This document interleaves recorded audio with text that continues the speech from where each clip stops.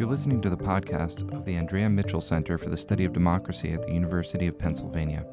Our guest today is EVAN TAPARATA, one of the Mitchell Center's postdoctoral fellows.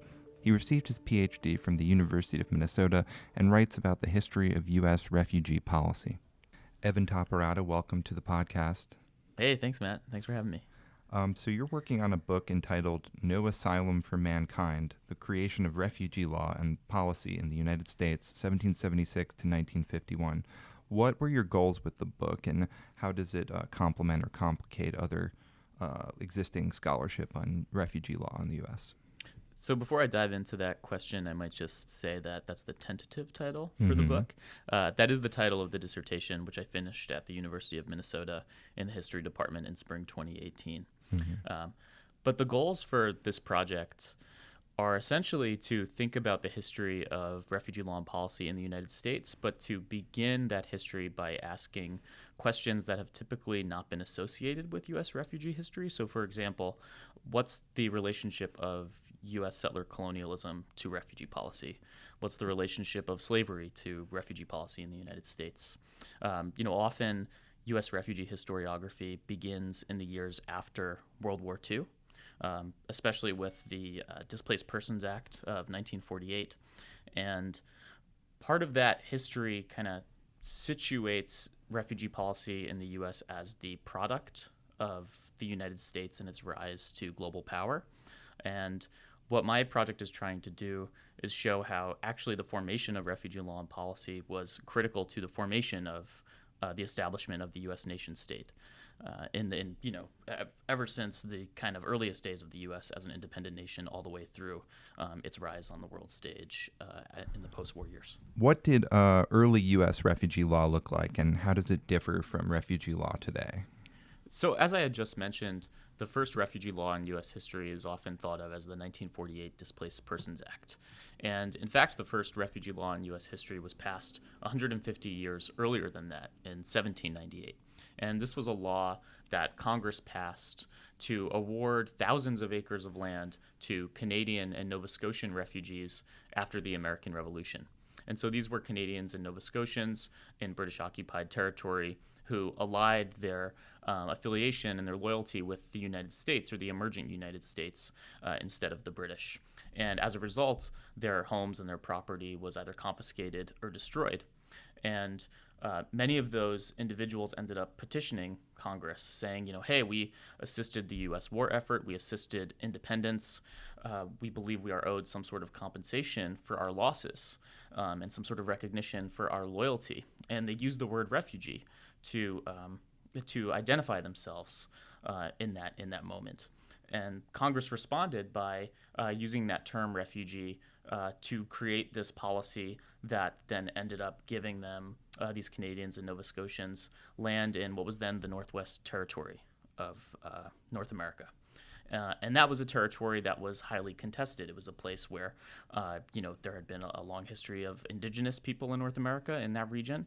And it was a place where the United States was beginning to exert its own claims to territorial sovereignty.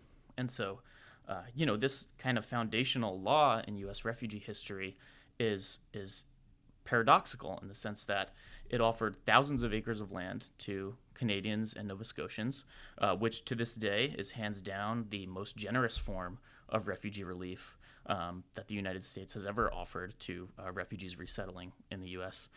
But at the same time that it did that, it was also wound up in and complicit with the dispossession of Native people and the federal government's kind of broader agenda of Native removal and undermining Native sovereignty in this early moment in American history.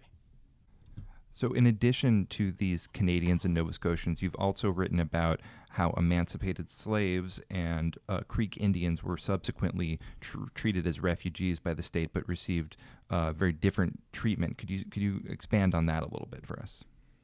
Yeah, absolutely. So during the U.S. Civil War, the United States, for the first time, at least as far as I've been able to discern thus far in my research for this project, the U.S., for the first time during the Civil War, recognized African Americans and Native Americans as refugees. And even though it would seem that recognition of a particular group of people as refugees would seem to make the category and the conception of who could be a refugee more inclusive. In fact, government officials recognizing emancipated slaves, and in particular Creek Indians, as refugees was something that actually in many ways just continued to marginalize these groups of Americans. And so what I mean by that, just to give kind of a concrete example, is after the Civil War had ended, the United States government entered into treaties with the quote-unquote 5 nations in the along the eastern seaboard of the United States. And the Creek Nation was among those whom the United States entered into treaties with. But the treaty with the Creek Nation in 1866 was unique in that it included a provision that recognized loyal Creek Indians as refugees. And so these were members of the Creek Nation, which had, itself, like the United States as a nation itself, the Creek Nation had also split during the Civil War, where, some members of the Creek Nation allied with the Union and others allied with the Confederacy. But this treaty recognized those who sided with the North, those who sided with the Union. Like the Canadian and Nova Scotian refugees, these Creeks were recognized as being owed some form of relief for their loyalty to the United States. And in the case of the Creeks, it was economic compensation for land and property that was lost as a result of their loyalty to the U.S. To make a very long story short, in fact, it's a story that lasts nearly a century, because the treaties made in 1866, the final decision on this case isn't made until after the Indian Claims Commission is established in the 1940s. The decision doesn't actually come down on whether or not the Creeks would get all the economic compensation they were owed until 1951. To try to make that long story short, the U.S. government in this treaty promised economic compensation to the loyal Creeks, but in that same treaty, it also took half of the Creek Nation's land, and it said that the money that would be used to pay the Creeks would come from the money the Creek Nation earned from the sale of its land to the United States. So on the one hand, yes, it identified Creeks as refugees. On the other hand, it took a huge amount of their land that had already been taken from the U.S. government in previous years. And to that degree, it was just one more kind of example of the U.S. undermining the sovereignty of the Creek Nation, even as it recognized Creeks as refugees in that moment. Interesting. What about the question of emancipated slaves as refugees? Tell us about that. So in the years leading up to the Civil War, it's interesting in that again, as far as I can tell from the research I've done thus far, the U.S. government was not using the term refugee to describe slaves who had run away from their masters and from their plantations where they were enslaved. But abolitionists had been using the term refugee to describe people who fled slavery. And so in the Civil War, it's only really after the Emancipation Proclamation when you begin to see government officials using the term refugee explicitly to describe slaves who, had been freed or had run away and made their way across Union lines into military camps. Now, I should note as well that the term refugee was used alongside other terms, notably contraband, and I think this kind of fluidity in the terminology reflects what was a really liminal moment where, after emancipation, it was clear that slaves from particular states had been freed, but whether or not they would remain free, whether or not they would become citizens after the war, was an open question. And the form of refuge that materialized for emancipated slaves during the Civil War was predominantly what amounted to kind of a temporary asylum in military-run camps. So these refugee camps would accept slaves who had run away and give them shelter. But there was a bit of a trade. So, for example, there were military camps where after the Emancipation Proclamation, U.S. Army officers very explicitly described how it would be advantageous to the United States to give shelter to women, children, the elderly, because doing so, they believed, would increase the likelihood that young, able-bodied African-American men would join the Union war effort. So it was essentially a trade of refuge for increased enlistments to help the Union in its war effort. So to a degree, there was a bit of a quid pro quo kind of instrumentality to this designation of emancipated slaves as refugees. It would prove to be beneficial to the U.S. military's war effort in that moment, in those later years of the Civil War. Were 19th century European immigrants, there's the mass migration of Irish, German, various other European immigrations to the United States. Were those immigrants ever classified as refugees, or no? Or was it just the Nova Scotians and these other groups that we're talking about? So this is a question that I'm really hoping to dig into a little bit more as I work on the evolution of my project from a dissertation to a book manuscript.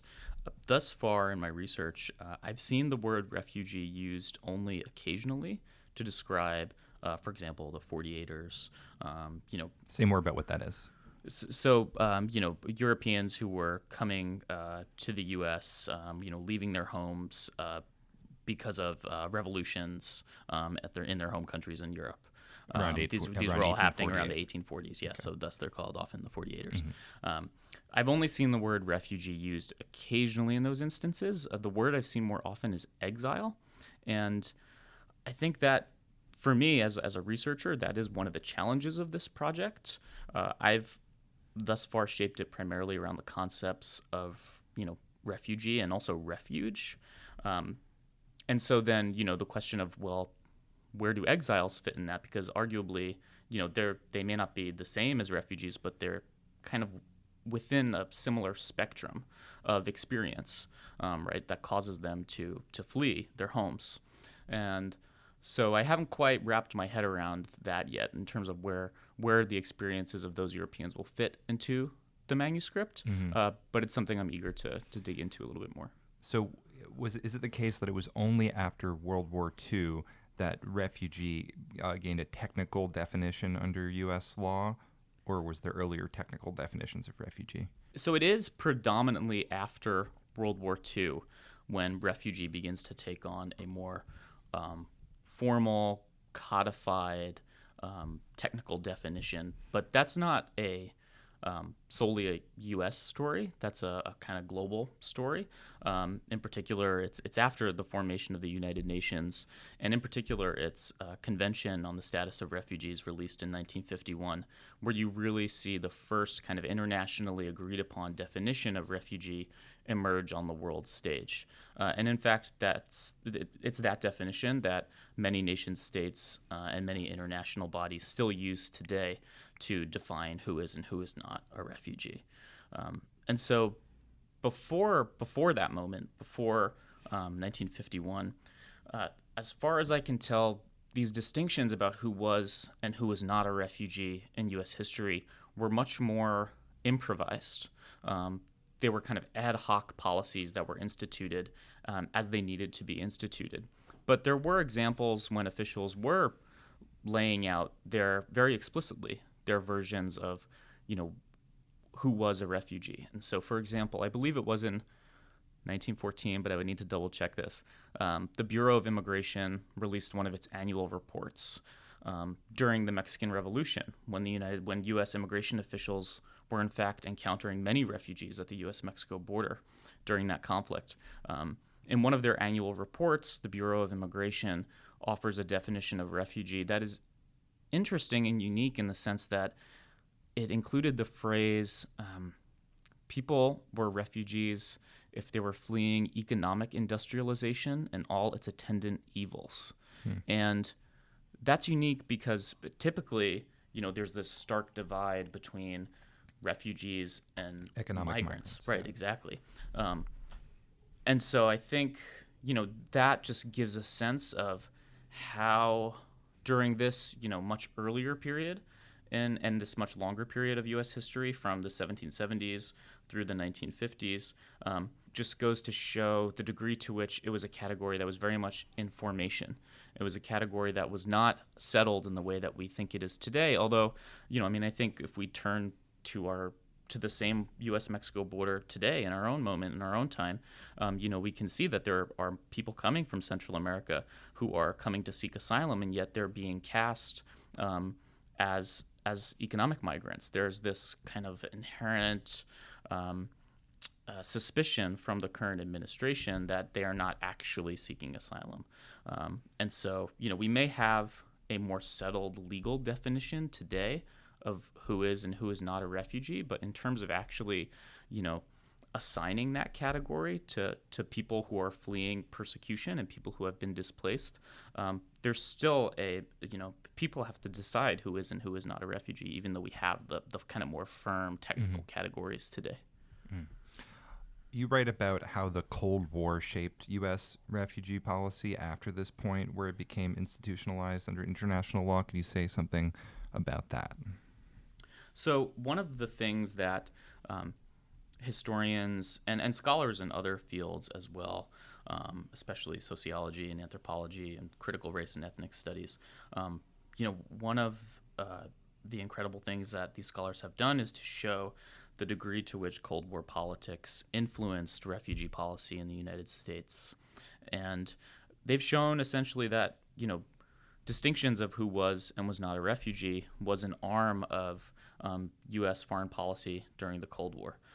So it was in the United States government's interest to identify, people who they perceived to be fleeing communism as refugees because it was demonstrative of people, voting with their feet in a sense to leave these places that were unjust and come to the United States, which of course the U.S. wanted to portray as being a very benevolent, welcoming, democratic,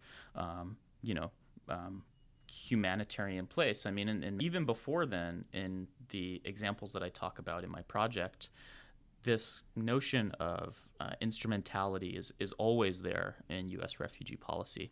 On the one hand, the U.S. has this, mythology and this national origin story of being a place of refuge, of being an asylum for mankind, as Thomas Paine wrote in his political pamphlet, Common Sense. And there's always kind of lip service paid to that idea that the United States will be, a beacon on the world stage, a place that welcomes the world's oppressed people. But at the same time, in these distinctions and in these deliberations about who is and who is not a refugee, there's almost always a consideration of the domestic and foreign policy interests that inform those decisions. What is to be gained from the United States recognizing a particular group of people as refugees, and what is to be gained from not recognizing particular groups of people as refugees. So I think that kind of Cold War, that's a crucial element of the Cold War refugee story, and it's one that is consistent if we take the timeline back and if we take the story back to all the way back to the nation's founding. And the interests that you're referring to from the earlier period were white colonization of the continent, or was it something else? I think in part that is certainly an element of it, and I think we see that pretty plainly in the example that I had referred to earlier of Canadian and Nova Scotian refugees being invited to settle in the Northwest Territory, where thousands of acres of land is up for grabs, for these folks who, very much fit the mold of, who, quote unquote, belonged in American society at the time.